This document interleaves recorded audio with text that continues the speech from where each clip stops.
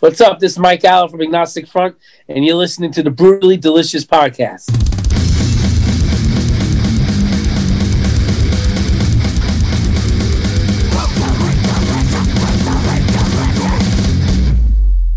Yay, what's up? How are you? I'm doing well. I'm waiting on my partner. I hope you got a minute or so. Yeah. No big deal. Let me just tell her we're in. Yeah. You doing all right? Absolutely, yeah, definitely. Just kind of getting rid of some of the snow here. So we had like 18 in New York? inches.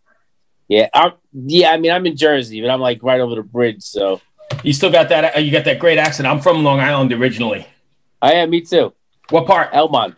Okay, I grew up in Lynbrook and Valley Stream. Oh yeah, right there. That's it, so where'd you go? What high school did you go to? Sewanaka. Oh, okay. So I'm trying to think. That's over on like Jericho Turnpike. Yeah. Actually, it's pretty much like off Covert Avenue. Oh, okay. You know what I mean? Up by like right before. What was the pizzeria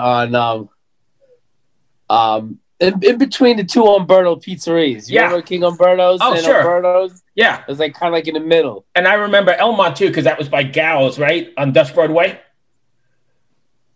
Yes. That weird supermarket sort of place. With the cows in the back. Yeah. Yeah, that's funny. Cows rhymes with cows. That was it. Yep. Yeah. That was it. Some old shit, man. I remember that. It's funny. I've been out of there for a long time. I've been, I think I left in 92. I'm in Richmond now, Virginia. Oh, you're in Richmond. Okay. All right. Yeah. Yeah. I spent some time in Florida and then I'm in Richmond now for the last 15 years or so. Richmond's cool. I like it. You know what? It was just starting before all this shit hit. It was just starting to get really cool. We got all these cool restaurants and cool little bars open. And then this. So I don't know what'll happen afterwards, but. Yeah, I know. Richmond's a fun city, though. I mean, good music scene. Yeah, a lot of big artists out of here too. Yeah. And when I first moved here, it was sort of dead, 15 years ago, and it's been really getting good. Mm-hmm. And then this, and I work in the city now, and it's like terrible. You could shoot a cannon down the streets. There's nothing. I know it's wild. It's a wild time we're going through here. Crazy stuff. Well, I'll tell you what. We can just start chatting, and then if she joins us, I know she just sent me a text that she had a pee, so. She's over in Finland. If she joins us, I'll let her in. All right, cool. Awesome. Cool. So how did you get involved with the book in general? I made the connection through a friend of mine, my friend Todd, who he works with Punk Rock Bowling. I believe he does like a lot of the advertising and the flyers and stuff. Mm-hmm. Yes, she is. So he connected me with Emily in the Punk Rock and Paintbrushes team, So he's like, Mike's a friend of mine, and I think they were doing at the Punk Rock Bowling was they were doing little art shows in the event, So I had put a piece in with them, and then they seemed to like my work, and we got along pretty well, and next thing you know, they were putting me on certain shows and. Collaborating with them, and I guess they kind of asked me to join their team or whatever. And they're great people, and I think they're doing a really just amazing thing that connects artists from the punk rock scene. It's like another especially like with music. Music and art's always been my life. So sure, it just comes together. So it's like they've been really cool with me, and asked me to join. To be in the book. And I was just, no brainer. Yeah, really. You know what I mean? I was like, yeah. That's Rena. That's my partner, Rena, down there or up there. I don't know. How you doing? I don't see you, but hello. Really? I see her. Yeah. Really? Yeah. All I see is a big screen of you and then just me in the corner. I don't know. I'm not too tech savvy, so I don't know. But hi, how are you? Yeah. Good. How are you doing, Mike? Oh, there you are. Hi. Oh, hey, everybody's there. Cool. Now I've even lost the tab that we're in, but I'll be there. Hold on. So have you been an artist your whole life? Do you have any formal training? I have absolutely no training whatsoever. just like we're playing the bass as well. Right. That's why I always kind of consider myself like a punk rock artist because I was like one of those musicians who couldn't play. You know, I never had any lessons. I just kind of like, you know, I mean, I had like a few lessons here and there, but like nothing like. I was always like, especially like with playing bass. Like I had a few lessons, and they wouldn't teach out. It's like, teach me a riff. You know what I mean? I just want like a Metallica riff. Was, you know, when I was a kid. You know, like he's like, oh, you're not ready for that. You got to learn these scales. You got to do this. You know, right? I got bored. I stopped playing until I went to my first hardcore show, and I was like, that's what I want to do. But get back to the art thing. I've always done art as a kid. You know, I was always like drawing cartoon characters, and then I found graffiti. Next thing you know, I was. How many times you been arrested for it? And now, you know what? Lucky enough, I never had been. You know, I think back like when we were kids. I mean, we would go into stores. I mean, you were on Long Island. You remember Pergaments? Oh yeah. You know, I mean, we would go into Pergaments with like big jackets on, and they didn't lock anything up at the time. There was, you know, we're going back into like the early '90s, you know, and there were no cameras, there were no, you know, with spray paint these days, they got it all locked up, you know. Yeah. Assholes like me, and you know, plus the kids are huffing them. Oh God, you know. So yeah, we used to steal them, and we used to just go bombing on the parkways and stuff. And I can't say I was honestly like a heavy hitter, you know, but like, you know, we did it a lot, but it was just with graffiti. I mean, I always loved art as a kid, you know, and then when I started doing graffiti, it just brought a total another element to the art game that was like exciting, dangerous, you know. It was, you know what I mean? That high of going out there and not getting caught. Yeah. It was. I mean, till this day, I'm 46 years old today. I still can't stop myself. You know what I mean? It's just and a lot of my friends, a lot of guys in my band, like, "What's wrong with you?" You know, write your name or get the fuck out of here. What are you doing? You know, they don't get the high. They don't get the whole thing. You know. So yeah, I mean, I've been doing art a lot. You know, and then when I basically got into music, and I started playing in the band, you know, I got really heavier into the music side, and I kind of put art away, because you know what happened was I went to school to become a graphic designer, you know, an advertising artist actually was what I was going for. And when I was in school, I just wasn't a school guy, you know what I mean? I was like, and it was very competitive. I didn't like it, you know, and I was just like, sucks, you know what I mean? I was like, and I dropped out, you know, and I kind of stopped doing art for a long time, except for like catching a tag here and there, you know what I mean? Like, I kind of put art on the back burner for a while, and I was just very heavily involved in the band and writing music. And when I had the baby, about like, she's like 5 now, you know, I wound up moving to New Jersey with my girl, who's now my wife. And my whole life changed. You know, I was in the city for years, and here I am in a blink of an eye, a suburban dad. Right. You know, and I'm just like, wow, okay. You know, and I kind of needed something else, you know, to kind of like keep busy. And then I just started kind of doing art again, and slowly really just got so serious about it, to where it's just like, I mean, it's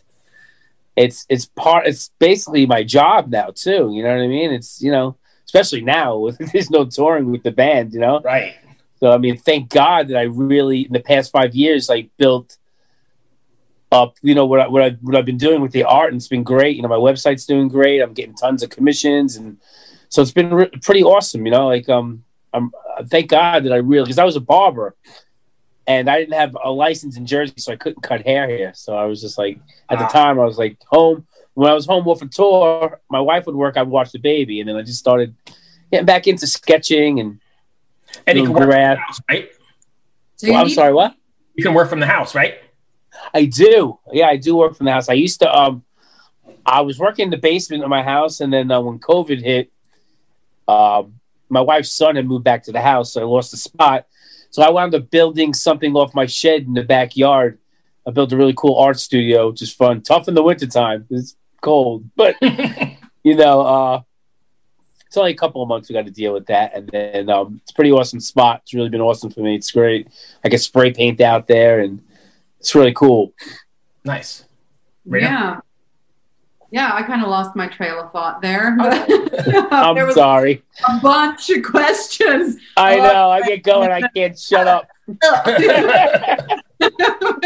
That's cool. No worries. No, it's all really interesting stuff.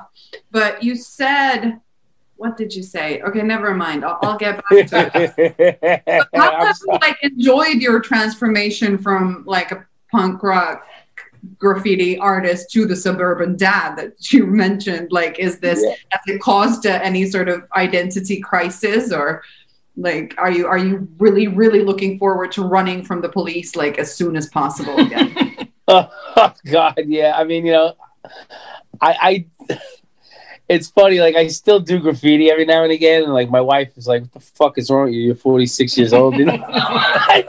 But it's like something that like you can't. It's a fucking natural high that you can't. It's a rush. You know what I mean? Like sometimes like I'll take a little doobie cruise, and I'll get on my BMX bike, and I try not to hit up in my neighborhood. I go a little further in. Right? Yeah, because I was going to say, there's like mysterious tags appearing in the neighborhood. They know exactly who they're going to blame. You need to take that shit elsewhere. Especially when I write my last name, too. That's really hard to find out. Not smart.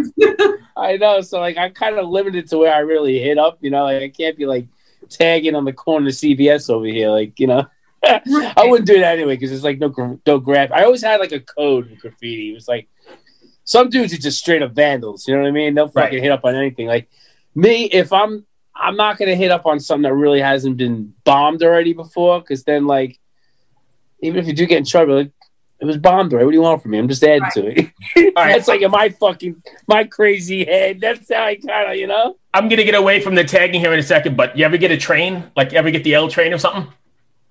I mean, I hit up on some quick little tags, but I've never really done like. At the time when I was getting into graffiti, they had put that whole shutdown on the trains. They really cleaned it up, and it was hard to get into the train yards at that time. So the parkways is what was in, and that was the biggest rush. And I always thought like it's the easiest way to get fame because everyone's driving on the parkway. You see that, So I've probably seen it 100 times driving down the LIE. Yeah, so like that's what we love doing. It's fun. How do you approach your art? I mean, how do you you just get inspiration, or do you? I know my hands. Oh, go ahead. Let me ask you this. You said that you can't cut hair. First of all, that's cool. So you're a hairdresser as well. That's barber. Honest. But then you also said you can't do it because you don't have a license. What the fuck is that? Crazy, right? Like I've cut hair. And like some pretty prestigious, like I'm a barber, not a hairdresser. Like I don't know how to cut, but just basically dudes or short hair. I mean, I've done some long hair. I faked it and fake it till you make it, boy. But yeah, mostly, I'm just, more of a barber. But I've cut hair in like some pretty prestigious shops. Like I mean, like $50 haircuts. You know what I mean? Like, I was pretty good at what I did, when I was doing it. And I moved to Jersey, and if you ain't got the license there, like I went to a couple of shops, like you got a license in Jersey? I'm like, nah, but I got my New York license. Like, nah, you got to go get your license. So that would have cost me like $5,000 in like 5 months. I'm like, I'm a touring musician. I ain't got the 5 months time to do it. I'm not gonna pay $5,000 for like. I was just like, I don't know. And then I started doing art and fuck cutting hair. I ain't gonna talk to anybody. There's that, right? If it's that hard, but it just sounds ridiculous. Obviously, like I'm not American.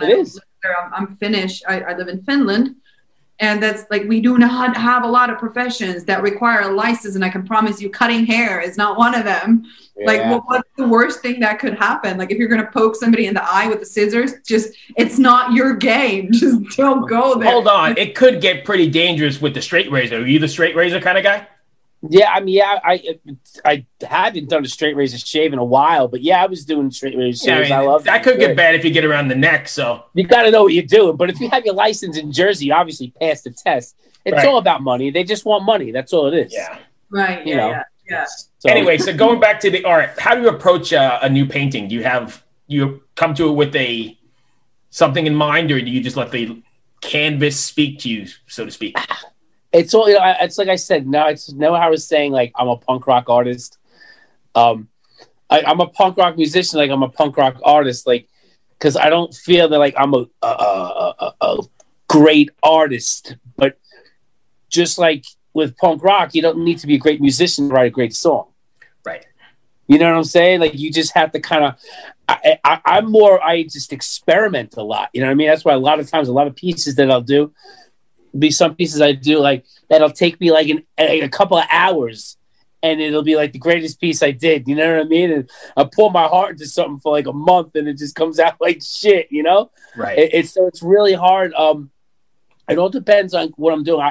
My style is like, I kind of try to mix the pop art with graffiti. Right. You know, graffiti elements, street art elements, and stuff like that, you know? Normally to get inspired, I tell you what I do is just like what I do. It's just like, I always compare it back to the music. I always, like, if I see a piece that I like, you know, like on Instagram or anywhere, you know, in the street, you know what I mean? It kind of gets my head going, and I'm like, oh, that's really cool, you know. But I would do mine like this. Like, I would do this. I would add this. I would add that. And it's just like with music, you know, like, I would find a song or a riff I liked, you know, jam on it and try to come up with my own way of doing it, you know. And that's how I kind of approach it, you know what I mean? I know there's some artists that could just like close their eyes and just like draw the most amazing thing, you know. I can't do that, you know what I mean? I'm not that guy. I need a little bit of inspiration, or I'll draw a cartoon and add something to it, or add my style to it. And that's kind of how I do it, you know. It kind of brings me to the next question, because I was just looking at some of the art Selena sent over. A lot of it is cartoonish. Like, is that did you grow up listening to cartoon or watching cartoons like Saturday morning kind of stuff? Yeah, absolutely. You know, I always loved it. You know what I mean? And I always enjoyed. I've always enjoyed, like, you know, drawing cartoons and stuff. I thought it was just always, I don't know. You know, as a kid, like, I come from a family of musicians and artists. Like, my dad was a musician and artist, my mom as well, you know, and even my brother, you know, he doesn't do as much art as he should, because he's actually pretty creative himself, amazing songwriter too. But I grew up doing it, you know what I mean? Right. And it's just like, and I stopped for a while, and it came back to me pretty naturally, and then I just remember like going back and looking at some of my old stuff, you know, that I've done, and you evolve, because you see what you're like. Oh, I'll do this differently now. You know, I've grew over the past 5 years more than I grew from like a kid to, right. You know, I just did it as just a leisure thing, and I just really took it very seriously. First of all, I found a newfound love for it again. You know what I mean? I was like, I missed it, and I enjoyed it so much, and just taking it to another level has you know, I mean, I saw that I can actually make some money off of it too. I mean, that's not the reason why I do it, right? But it certainly helps. You know, especially nowadays, right? It's the best thing I ever did. I don't know what I would be doing if I would have had to be cutting hair with a mask on, like without a license. Yeah, right. Like the outlaw that you are. Yeah. No, but seriously, is the cartoon thing? Is it just a childhood influence, or do you still watch cartoons? And if you do, well, I got a 5-year-old daughter, so yeah, I do find myself watching. I have a 4-year-old son, so I see what you mean. Transformers, yay! But Stansformers, as he calls them. Aww. But it is cute as hell. But anywho, like, you know, I just love how the genre of like cartoons for grown-ups has exponentially expanded. Like, remember, like 20 years ago, we had The Simpsons, and that's it. Yeah. At like South Park, then Family Guy, and then it just got like raunchier and raunchier, and the variety of styles just is huge. Like BoJack Horseman, amazing. Oh yeah, really good. Probably the best depiction of depression that I've seen in that form, sort of. Like it's very, like, you know, and it's oddly easy to like consume because it is a cartoon, so you don't have to, because it's very painful stuff that they're depicting. Yeah. Watched it, and very like serious like problems in relationships and so on, but because it's a cartoon, you also get to laugh at it a little, and you get like this distance. You don't form the exact same kind of emotional connection to the characters that you would if it was a drama series and they were like Will Arnett would be right. Jack Wisman and so on. So I think it's like super interesting, and I was just wondering if you still watch the cartoons that were made specifically for grown-ups, and if that's something that you draw inspiration from. I do watch, like, I like Bob's Burgers. Yeah, I love that. Yeah, it's so weird that the guy is the same guy that is in Archer, because like, can you like compare characters? Yeah, I didn't know that. The voice actor for Bob in Bob's Burgers is also Archer, who is like a chauvinistic, like, interesting, crazy secret agent type, right. And then Bob, Yeah. It's, I mean, I can't honestly say that I'm inspired by like new cartoons or what. I mean, I've done some of that, my daughter always asks me, draw this, draw that, so sometimes I'll do that. But I really like the classics, like that's where I grew up on. Yeah, I mean, like Hanna-Barbera, Foghorn Leghorn. Like yeah, Tasmanian Devil. I used to love drawing him, and Veronica, and like the old. I kind of, Batman, and I cater to the old school, I guess, because that's what I grew up on. That's what, like, I still think is cool, And then you talk to young kids, and they're like, "Who's that? Who's that guy?" Like, really shows my age, and I'm like, "Oh man, you don't know who that guy is." So, but what's really cool is my daughter. She likes the old school cartoons, like the Tom and Jerry. Mm-hmm. And I'll put that on for her. She takes she gets a kick out of it, So that's pretty cool. I get to watch that with her. Oh, yeah. She has her own little show she likes and watches. Cartoons are not the same though. No, it's different. But everything evolves. It has to, But yeah, it's really great that like what's cool is, I mean, that like now I even think like some of the cartoons are the better shows today. You know what I mean? Like, cause like I'm not really big on television, to be honest with you. Like, I try not to watch television unless I'm like chilling with my wife. You know what I mean? Like, we're tired. I don't feel like, I just don't want to think. I don't want to make music. I don't want to make art. I just don't even want. I just want mindless entertainment.